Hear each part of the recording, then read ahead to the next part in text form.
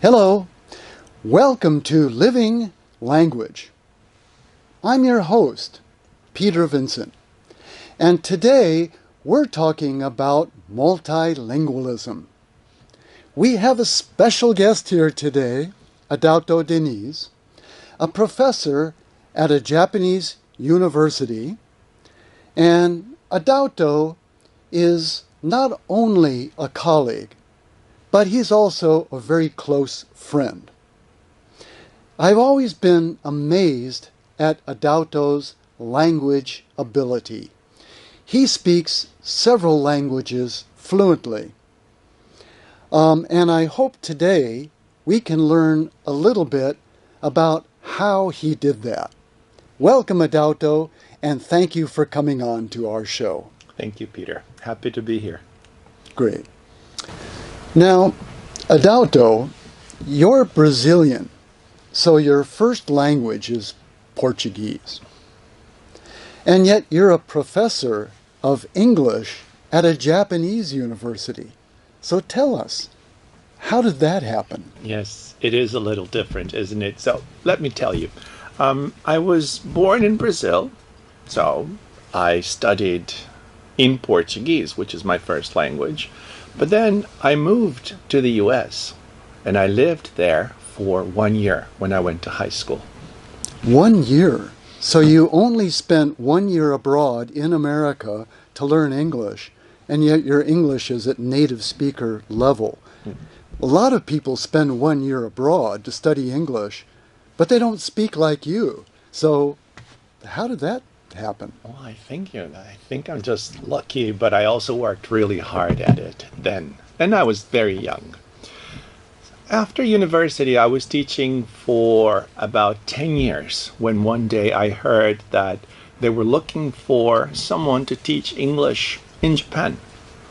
And I thought it would be a good idea to come and see what that was like. That was 17 years ago. I see. Well, your English is a remarkable achievement. So, how many languages do you speak in total? I can say I speak 3 languages with confidence and another 4 with more limited fluency, but not so well. As I said, I was born in Brazil, so my first language is Portuguese. And then I went to the US, as I said, to go to high school for 1 year. And in high school, I started to study German there. German was difficult, but then I spent some time in Germany to improve my language skills. And after I graduated, that's also where I got my first job. Well, while teaching, I also exchanged language classes with some teachers of French, Spanish, and Italian. So I would say 3 and another 4. That's incredible. Well, I've always been very, very envious of your language abilities. It doesn't come very simple for me. Now, which of the languages that you speak do you think was the easiest for you to learn?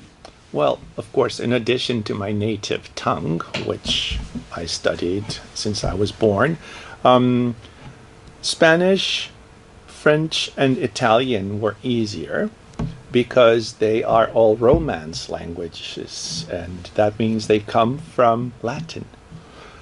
German is not a Romance language, so of course it was harder to learn, and of course Japanese.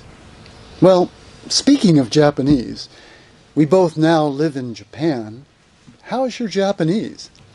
Well, I get by in Japanese. I'm not fluent, I can't read or write well, but I wish I had come here sooner.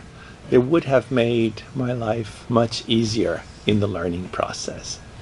Thank you very much for your informative interview today, Adauto.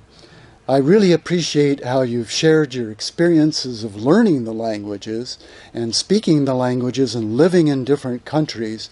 It's been very informative to understand multilingualism. And that's it today for Living Language.